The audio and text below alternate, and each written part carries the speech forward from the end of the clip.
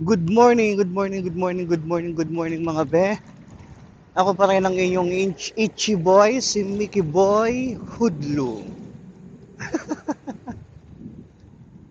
Mickey Boy Hudlo. So ayun, ngayon, pupunta ako ngayon. Every morning naman, pumupunta ako ng gym. So nakaugalian ko na yan.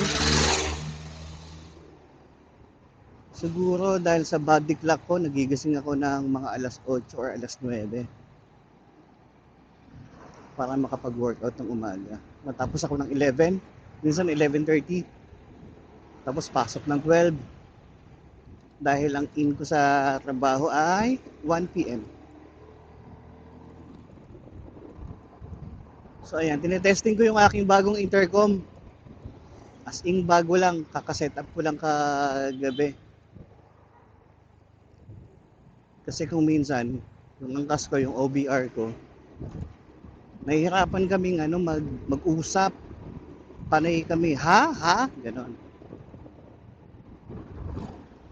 So yun, bumili ako ng intercom. Para kapag bumabiyahe kami, hindi kami nahihirapan na mag-usap.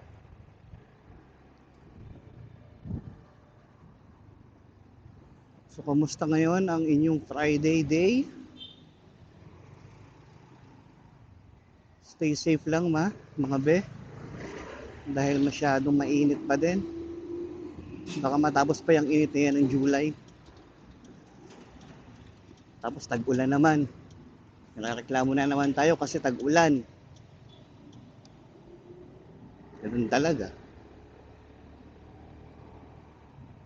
Enjoyin lang natin yung panahon. Dalawa lang naman panahon natin eh. Isang tag-tuyo o tag-init, saka isang tag-ulan. Ayos lang yan. Nasa tropical country tayo eh. Enjoy natin mag-swimming, mag-outing, mag-sick leave, tapos pagkabalik, maitim. Mga ganun.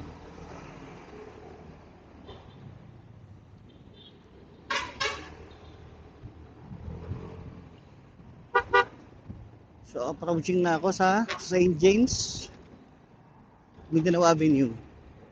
So, may Tandang Sora yung gym namin. Ang ganda oh. Ay, mga e-bike na ano.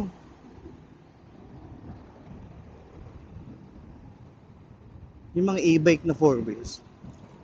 Nakakatawa lang yun eh. No?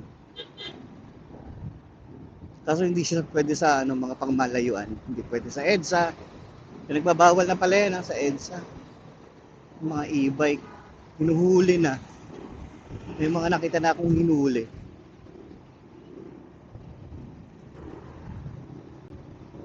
Ito na, St. James. Ito yung ginagawang station ng subway.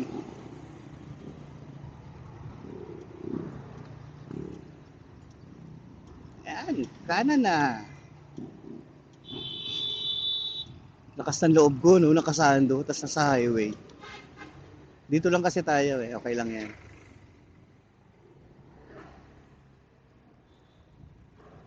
Kaya saktong ano lang yan. Pag nahuli ka, ngingitian ka lang. Ngingitian mo na lang. Yun lang, walang parking.